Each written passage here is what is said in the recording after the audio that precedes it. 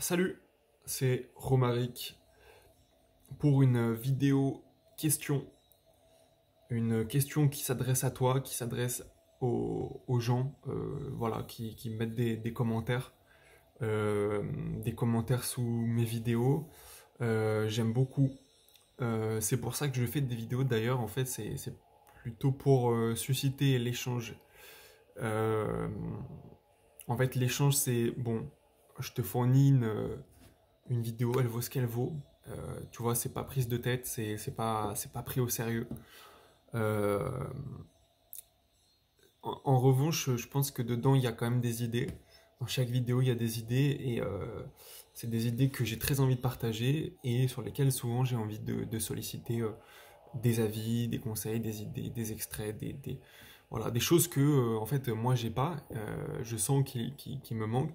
Euh, donc voilà, c'est une piste comme une autre pour chercher des idées. Et donc j'espère que en échange tu te nourris des idées, ça en fait germer des nouvelles. Et donc une manière de me rémunérer, ben, c'est de me partager tes idées. Voilà. Donc la question que j'ai envie de te poser, c'est est-ce qu'il vaut mieux faire bande à part?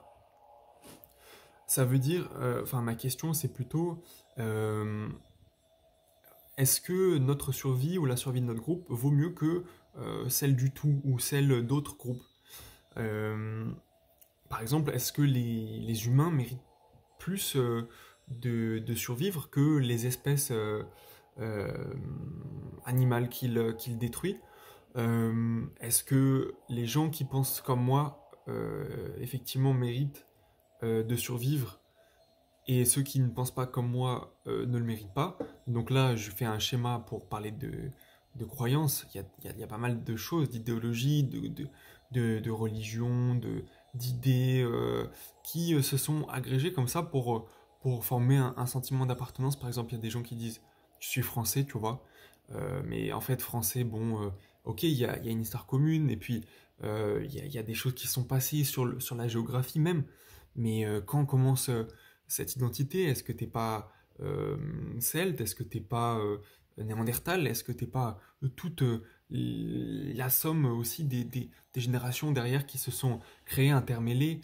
Finalement, il n'y a pas tant de nuances entre toi et peut-être des gens qui te semblent éloignés, auquel cas, là, tu vas plutôt me répondre, euh, enfin, je sais pas, peut-être pas, que tu considères que les autres méritent également de survivre. Pourquoi je pose cette question? C'est parce que j'ai l'impression il y a des gens qui tirent à eux un petit peu la couette, et bon, bah, les Occidentaux en font partie. Moi, j'en fais partie, malheureusement. Je dis malheureusement, c'est un hasard. Je j'ai pas choisi d'être là où je suis. Après, nos choix euh, se portent garant. Après, voilà, on essaie de faire coller nos croyances. Moi, je serais plutôt tenté de dire que ça vaut aussi le coup de partager, d'essayer de faire front commun, ou plutôt objectif commun, parce que, en fait, c'est vrai qu'il y a aussi euh, un côté rassurant à faire partie d'un groupe contre quelque chose. Je pense qu'on peut trouver aussi ce sentiment vers quelque chose, vers voilà, des envies, des projets, des trucs comme ça. Ça me semble plus bénéfique. Ensuite, qu'est-ce qui ferait, dans le cas inverse, que tu penses par exemple que tu mérites plus de survivre que telle personne, ou que ton groupe mérite plus de survivre que tel groupe? Est-ce que c'est parce qu'il a fait des grandes choses? Et par là, grand, dans quel sens?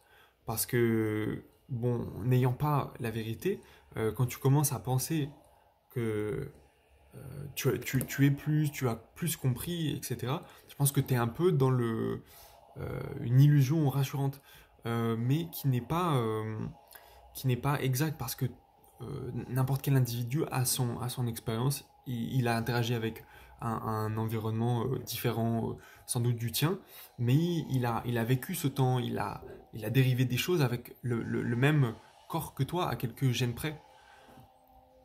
Donc voilà, ça me surprend un petit peu de constater encore que il y a des gens qui légitiment ainsi leur, peut-être égoïsme ou leur euh,